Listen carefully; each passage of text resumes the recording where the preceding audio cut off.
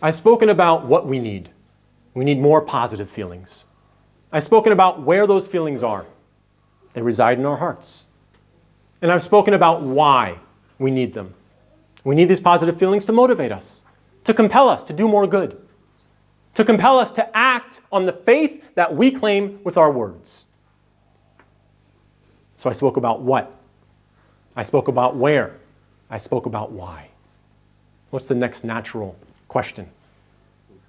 How? How do we do this?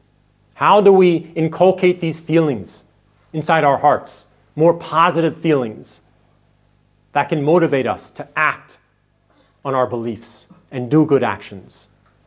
Well, we said that the feelings reside in your heart. And so what we have to do is we have to focus on our hearts. You have to strengthen your heart by giving it sustenance. Just like you strengthen your bodies with food, with sustenance. The spiritual heart has a sustenance. The majority of the Muslim scholars, if not all of the scholars, say that the sustenance of the heart is knowledge. Authentic knowledge. This is what we need more of.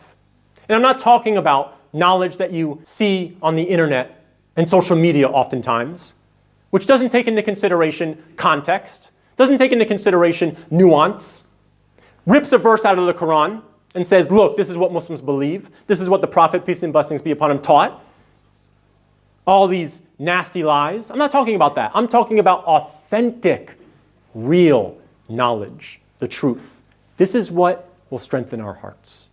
And many scholars point out that it should also be beneficial knowledge. So authentic and beneficial knowledge. That's what will strengthen our hearts. But there's a problem. There's a problem. If there wasn't a problem, we can say, I'm done. Khutbah's over. I told you the solution. Go and learn about Islam. Go and learn the truth. Read the Quran. Learn about Allah. We're done. You can sustain your heart. But it's not done. The reason why it's not done is because our hearts, and I'm talking about myself first, for many of us, our hearts are not receptive to the knowledge. What do I mean by that? It means we have diseases in our hearts that prevent us from benefiting from the knowledge. Now, since I'm very limited on time, I will touch on only one such disease to illustrate my point. And it is perhaps the most dangerous disease of them all: arrogance. Allah tells us in the Quran, it's not the eyes that are blinded, but blinded are the hearts which are within the breasts.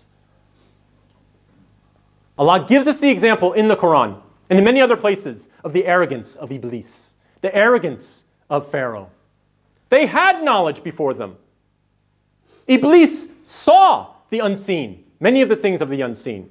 He had conversations with Allah. He witnessed the creation of the human being. So he had knowledge. How did that knowledge benefit him? It didn't benefit him. Why? Because of his arrogance. He rebelled. He rejected. Same thing with Pharaoh. Pharaoh witnessed with his own eyes the parting of the Red Sea. Can you imagine seeing that?